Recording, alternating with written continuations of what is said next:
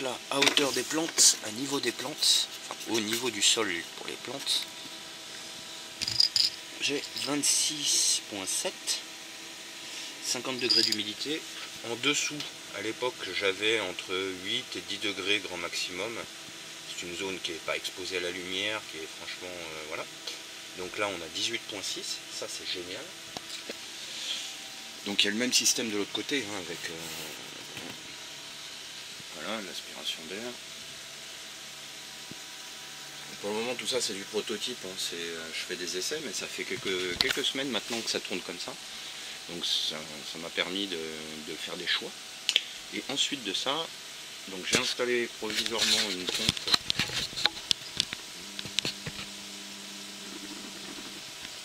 Ah, la pompe à eau que vous voyez là. Donc là je vais pomper directement dans la cuve. J'ai encore quelques petites prises d'air, ce qui fait qu'on entend l'eau, des bulles d'air se prendre. J'injecte cette eau dans ce dissipateur thermique. Voilà, cette espèce de radiateur là si vous préférez. Donc lui en fait c'est de l'eau à 20 degrés, enfin 20 degrés. Quand c'est le matin elle est plus froide, mais l'eau de la cuve était aux alentours de 7 à 10 degrés grand maximum sans chauffe. Et là on peut voir que la cuve est désormais à 22,3 au fond de la cuve, 22,2 au fond de la cuve et 22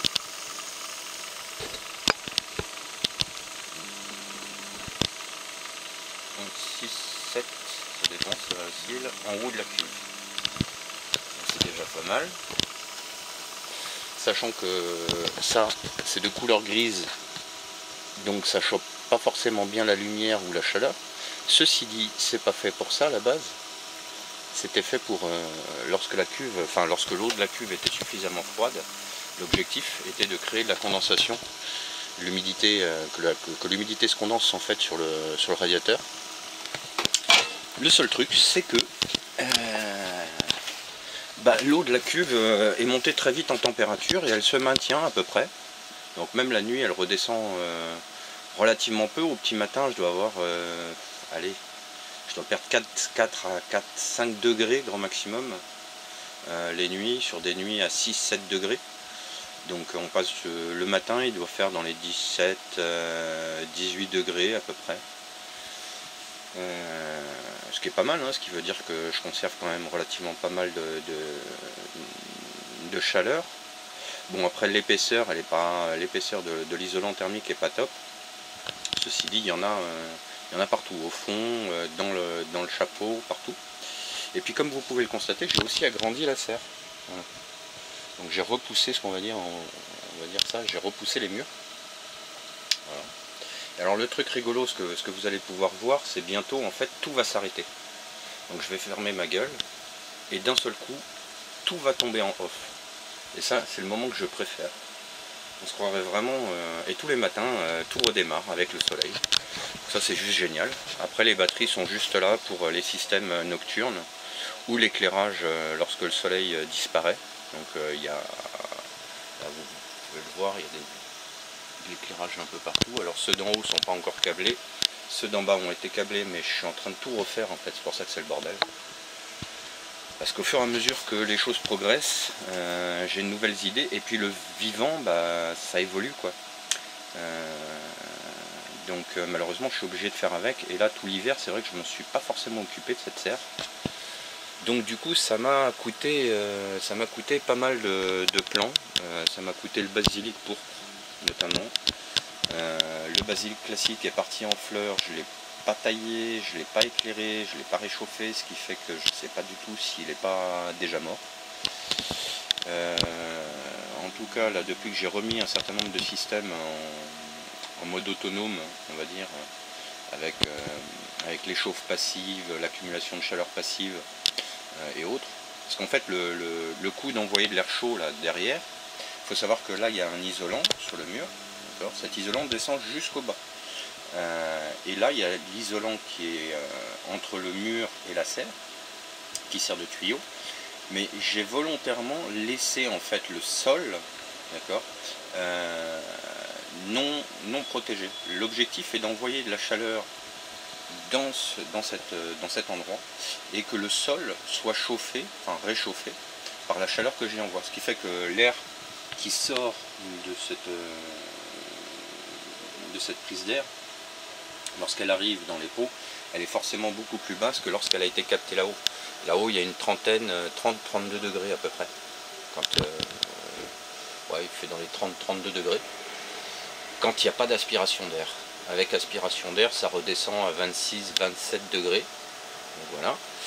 Et donc c'est un air à 26-27 degrés qui rentre là-dedans. Et c'est un air à 18.5 qui sort et qui vient chauffer les pots par l'avant.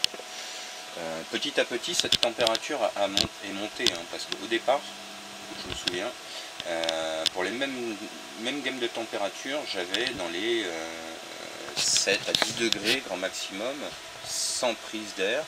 Et dès les premiers jours, quand j'ai commencé à faire les prises d'air, la température est remontée petit à petit de 10, 11, 12, 13. Ah, voilà. Tout vient de s'arrêter, à l'exception d'un certain nombre d'éléments. Et là, ce qui est rigolo, c'est que tous les éléments en fait tombent en panne. Enfin, tombent en panne. Ouais, ils s'arrêtent. Donc ils tombent en panne. Ils sont pas cassés.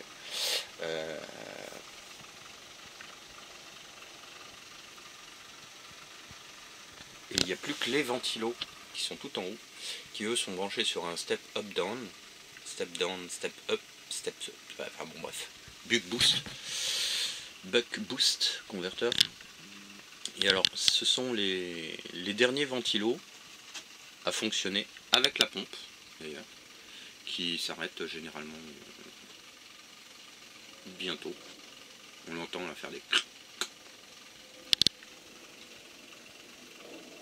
Mais les Masterchef, c'est les deux là-haut, là, les deux ventilos 24 volts.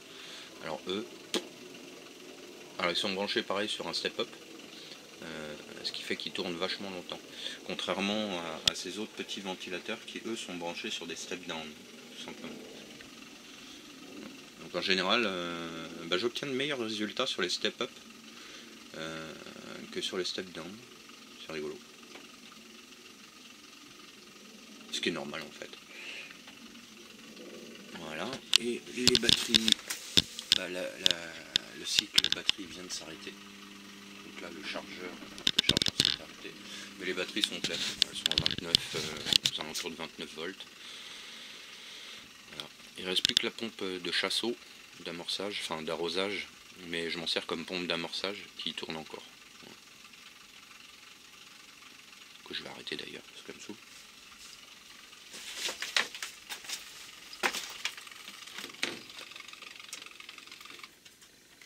Et voilà. Donc sinon, on a des tomates, on a des petits poivrons, des petites tomates, les fraisiers ils se portent bien.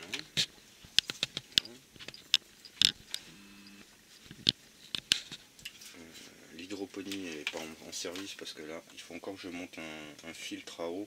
Un filtre pour filtrer l'eau en amont de la pompe. Et puis voilà quoi, je termine l'éclairage. Et là en fait je suis en train de regarder, savoir si je vais vraiment fixer le boîtier là, de gestion de température, d'éclairage, le redatage sur cette zone là, ou si je la fixe plutôt sur ce montant. En fait je suis un peu dubitatif par rapport à ça. Voilà.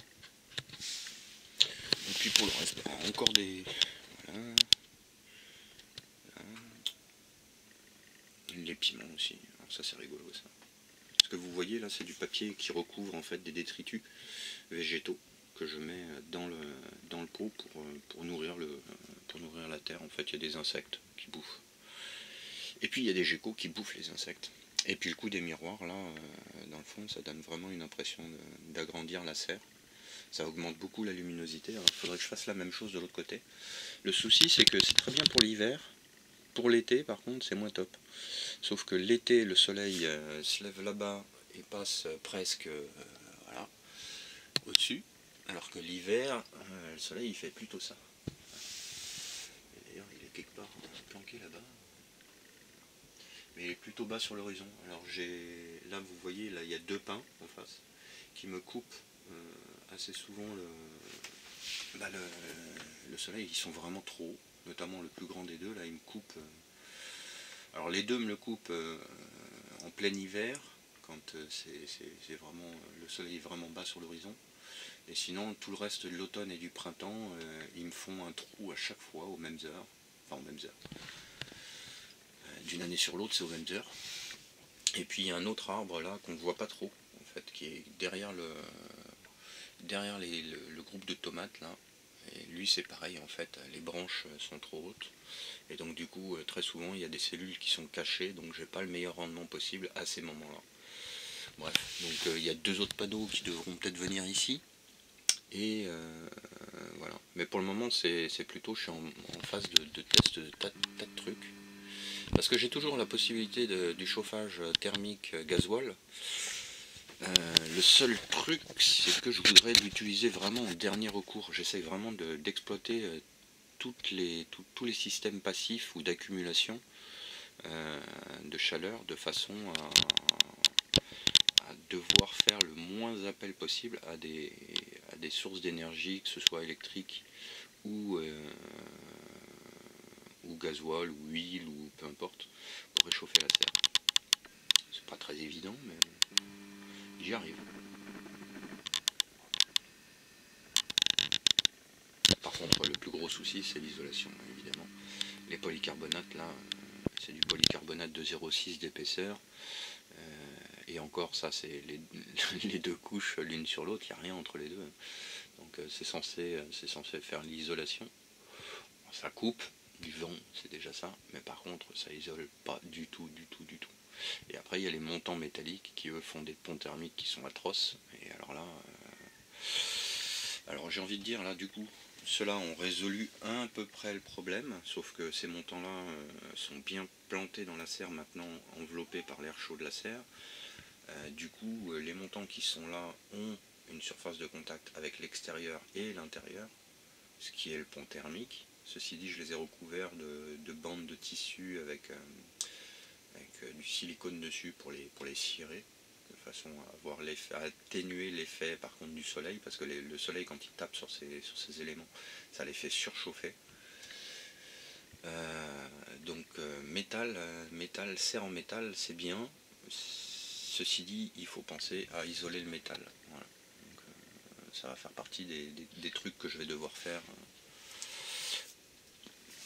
également. Mais dans un premier temps, j'essaye vraiment de voir si je peux pas augmenter le potentiel de ce dont je dispose avant d'aller trop loin dans d'autres délires. Donc là on voit qu'après l'arrêt du ventilateur, on a une température de 15.2, 15.3 à peu près. Donc ça va redescendre, haute serre, enfin milieu de la serre à hauteur de tête à peu près d'épaule, 24.7. Température de la cuve après arrêt des pompes, 22.7. Je vois pas le bas, mais ça c'est le haut de la cuve. Voilà. Et puis un grand silence. Et puis l'éclairage qui n'est pas encore allumé, mais qui devrait normalement s'allumer d'ici quelques minutes si j'avais rebranché les boîtiers, rebranché tous les trucs. Donc en ce moment j'ai pas d'éclairage d'appoint, ce qui explique aussi la tronche des plantes. Je m'en suis vraiment pas préoccupé, j'avais d'autres trucs à faire. Puis le froid en général ça donne pas envie de sortir. Voilà. Bon allez, j'espère que cette petite séance redécouverte de la serre et évolution de la serre vous aura plu. N'hésitez pas à suivre les évolutions futures, hein, parce qu'il y a des tas de trucs qui se font, mais le problème c'est que je suis tributaire d'un emploi du temps qui n'est pas forcément au top. Donc j'accorde assez peu de temps chaque jour à chacun des projets, même si chacun des projets avance petit à petit. Il est vrai que j'ai relativement peu de temps à leur accorder à chacun. Et si je dois leur accorder du temps, il faut que je leur accorde un temps nécessaire pour commencer quelque chose et finir le quelque chose que j'aurais commencé. Voilà. Donc là, c'est plein de petites tâches qui ont chacune plus ou moins abouti. Maintenant, il y a des trucs qui étaient en test qui vont devenir un peu plus permanents. Et puis il y a des trucs qui étaient en test qui vont devenir un peu moins permanents, voire pas permanents du tout. Après il y a le système solaire, donc le système de captage des tubes solaires que je suis en train de fabriquer qui ne sont pas encore câblés. Donc là il faudrait que je le prévoie aussi. Et puis j'ai toujours ce problème d'humidification, enfin d'humidité à l'intérieur de la serre, que je pensais pouvoir résoudre avec ce système-là. Mais il faudrait que j'y adjoigne dans tous les cas un module à effet Peltier pour avoir une zone vraiment très froide. Donc voilà. Le fait d'avoir remplacé le module à effet Peltier par un simple circuit d'eau censé être plus froid, ben, ça a marché quand l'eau était vraiment très froide. Maintenant qu'elle a atteint une certaine température, elle la conserve d'un jour sur l'autre plus ou moins à 4 ou 5 degrés. Et donc ce système-là ne fonctionne pas, il ne me permet pas de faire les économies d'électricité que j'avais prévu. Donc reste ça, ou un système à compresseur. Un système à compresseur 12 volts, ça coûte cher. Voilà, voilà. Je pense que j'ai fait à peu près le tour. C'est encore du brut, mais bon, c'est à vous de décrypter.